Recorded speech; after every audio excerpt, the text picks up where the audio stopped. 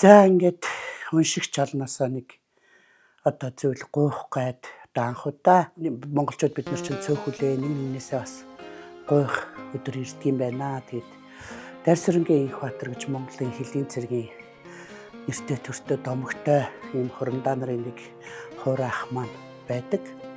Бүхэл залуу насныхаа ирч хүч, халуун залуу нас бүхий л амьдралаа Монголын хэлний цэргийн гэдэг нэг хайрамд зориулсан ийм хурандаа хүн байгаа.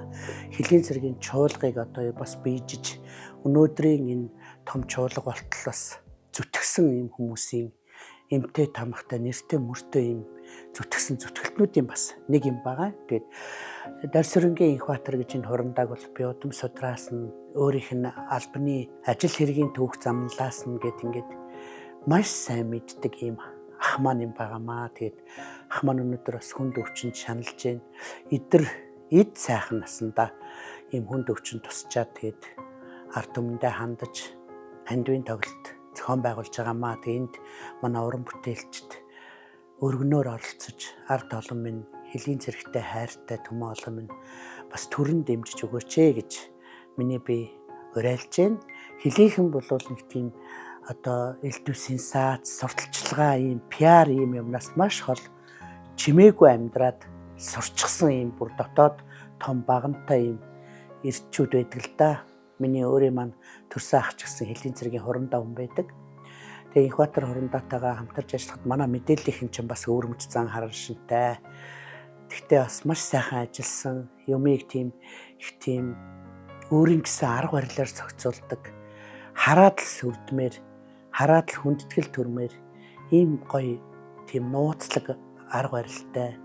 Дээр нь хүнийхээ хувьд маш том эр хүндээ, хүнлэг. Одоо ер нь маш ховордоод штэ бид нарт ч хүнлэг, хүн чанартай, дотоод мөстэй хүн ховордсон. Тэгээ дээр нь урлагийн нарийн мэдрэмжтэй. Тэгээ бид нар ковидын хүнд хэцүү үед хамтарч ажиллаж байлаа. Тэгээ гаднаас урлагийнхныг уурхаар өндөр үнэтэй чадахгүй. Тэгээд дотооддоо бид нар урлагийн наадам зохион байгуулаад ажлынхаа зав зайгаар тэгэл шүүгчээр нь Их Баатар хурандаа маань олон жил хэлний цэргийн чуулгыг удирдсан учраас шүүгчээр ингээд гол одоо төвийн шүүгчээр суудаг байлаа. Тэгээд бүх юмн дээр тийм зарчим чанддаг. Тийм байгуулгын жижигхэн арга хэмжээнд дээр ч шодрог бүх юмн дээр тийм гой горимыг барьж ажилладаг ийм хүн. Тэ ахыгаа одоо эрүүл саруулуулаасаа гэж үнэхээр залбирч जैन. Өвцнийг нь бол сонссон. Хэлний цэргийнх нь бас тэр аяараа л бүгдээрээ санаа зовж тоглолтын зохион байгуулах гээд явж байгаа тухай сонссон. Тэгээд бид нар бол цөөхөлөө учраас энэ эрдэнэ мэт энэ сайхан хүмүүсийн аим насыг хамгаалж өртөхийн төлөө бүгдээрээ хамтран зүтгэх цаг ирээд байна. Их залуугаараа мэдэр эд насандаа байгаа. Манайхан ч одоо эрчүүдээ дөнгөж 50 гаргаад ялангуяа хүчний байгууллагынхныг бол тэтгэвртэн суулгачдаг. Гэтэл бусад улс орнууд бол эд тэр хийж бүтээх насыг нь улс орондоо ашигладаг.